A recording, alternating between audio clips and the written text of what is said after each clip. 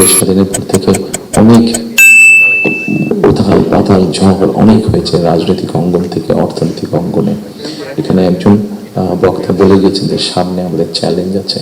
একজন রাজনৈতিক কর্মী হিসাবে আমার কাছে মনে হয় ইয়েস, সামনে আমাদের অনেক কঠিন চ্যালেঞ্জ আছে, আমাদের মধ্যে বিভিন্ন রকম মত পার্থক্য আছে।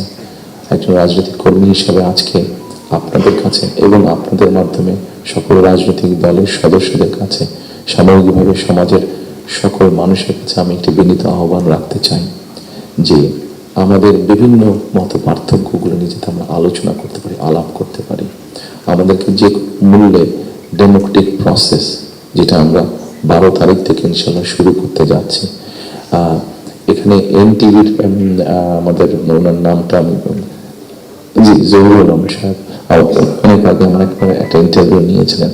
আমি ওনাকে খুব সম্ভবত ওনাকে বলেছিলাম, অথবা মতি ভাই এখানে উপস্থিত আছেন, মানব জীবনের মতি ভাই, খুব সম্ভব ওনার ইন্টারভিউতে আমি বলেছিলাম যে আমাদেরকে যে কোনো মূল্যে হোক ডেমোক্রেটিক প্রসেসটা চালু রাখতে হবে, আমাদের জবাবদিহিতাটা চালু রাখতে হবে যে কোনো মূল্যে, সেটি জাতীয় পর্যায়ে হোক, সেটি লোকাল পর্যায়ে হোক, অর্থাৎ ইউনিয়ন পরিষদ নির্বাচন, পৌরসভার নির্বাচন, লোকাল পর্যায়ে হোক, সেটা কোনো ট্রেড বডির ইলেকশন হোক। আমার ব্যক্তি যেটা বিশ্বাস, আমরা যে কোনো মূল্যে যদি এই যে জবাবদিহিতাটা, গণতান্ত্রিক প্রসেসটা যদি আমরা কন্টিনিউ করতে পারি, অনেক দেরি হয়তো আসবে, অনেক কঠিন হবে, কিন্তু একটা সার্টেন টাইম পর পর আমরা যদি গণতান্ত্রিক প্রসেসটাকে কন্টিনিউ করতে পারি, তাহলে নিশ্চয়ই আমরা অবস্থার পরিবর্তন ঘটাতে সক্ষম হব।